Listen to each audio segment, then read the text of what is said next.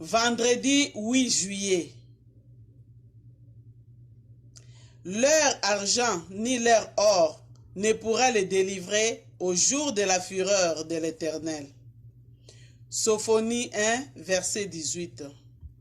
Vous avez été rachetés de votre vaine conduite, non pas des choses corruptibles, de l'argent ou de l'or, mais par le sang précieux de Christ. 1 Pierre 1, versets 18 et 19. Argent et or.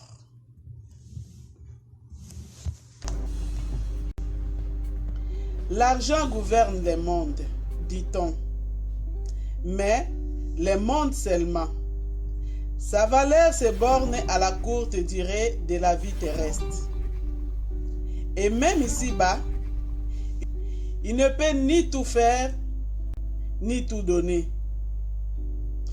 Dans l'au-delà, l'argent, l'or, les billets de banque n'ont plus cours.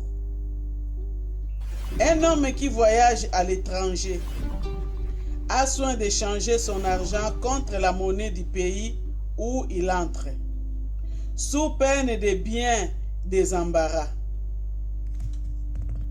Mais quand vous franchissez la frontière du temps pour entrer dans l'éternité, vous ne pourrez pas prendre avec vous un centime, ni l'échange contre la monnaie céleste.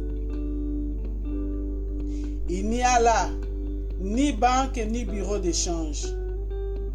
Nous n'avons rien apporté dans le monde et il est évident que nous n'en pouvons rien emporter, affirme la parole de Dieu. 1 Timothée 6, verset 7. C'est donc les mains vides que l'homme franchit le seuil de l'éternité. Ce qu'il emporte avec lui, c'est son âme.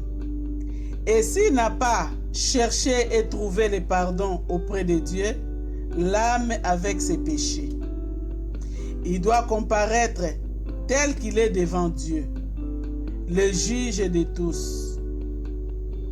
Il est réservé aux hommes de mourir une seule fois, et après cela, le jugement.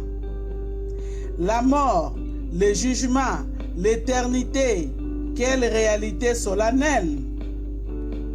Au jour de la rétribution, chacun sera jugé selon ses œuvres. Jésus-Christ, le Fils de Dieu, a posé la question: que donnera un homme en échange de son âme?